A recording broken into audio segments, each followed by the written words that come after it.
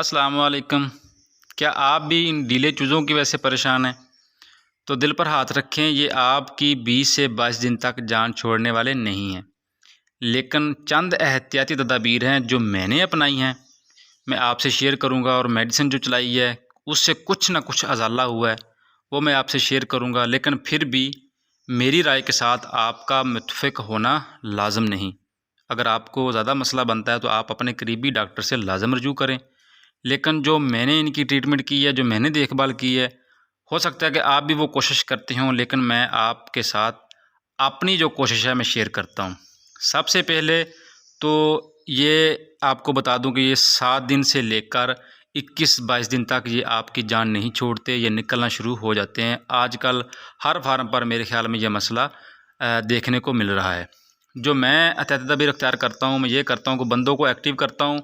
उनको ये कहता हूँ कि भाई साहब, आपने हर 10 से 15 मिनट बाद इन चूज़ों को निकालना है। पल्ली और गट्टे शट्टे बिछा देता हूँ, फीड वाफर मकदार में करता हूँ। ये 10 से 15 मिनट के अंदर अंदर ठीक हो जाते हैं। मसला जो इसके साथ बनता है वो लीवर का बनता है, एनर्जी लेवल इसका लो होता है, साथ इसको आंतड़ियों की प्रॉब्लम बन जाती है, जो कि ये ढीले होना शुरू हो जाते हैं। तो कोशिश मैं ये करता हूँ कि मैं जो पहले जो 7 दिन आप लोग फीड चलाते हो स्टार्टर, मैं इसको 12 दिन तक चलाता हूँ।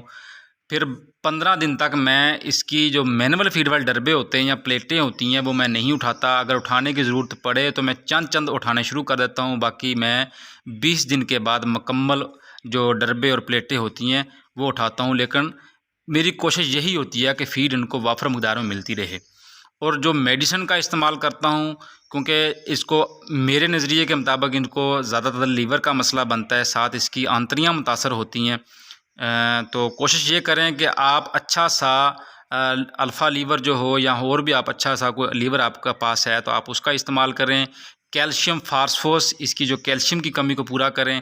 और साथ अगर आंतड़ियों की ज़्यादा प्रॉब्लम बन रही है तो मैंने जो इसका हल किया, मैंने लिंकामोक्स और साथ लीवर टॉनिक इस्तेमाल किया, तो जिससे मुझे बहुत ज़्यादा फ़ायदा हुआ, जो कि वाफर मकदार में निकल रहे थे। तो अगले दिन इंशाल्लाह अल्हम्दुलिल्लाह मेरा मतलब कि 5 से 10 चूज़े निकल रहे थे। फिर आस्ता आस्ता जब मैंने इसको 2 से 3 दिन का कोर्स करवाया लिंकामोक्स और लीवर टॉनिक, और मैंने 5 से 6 घंटे इसकी एनर्जी को बहाल करने के लिए मैंने अच्छा सा इम्यून बूस्टर और कैल्शियम फास्फोरस इस्तेमाल किया, ताकि इसकी जो कैल्शियम की कमी है वो पूरी हो।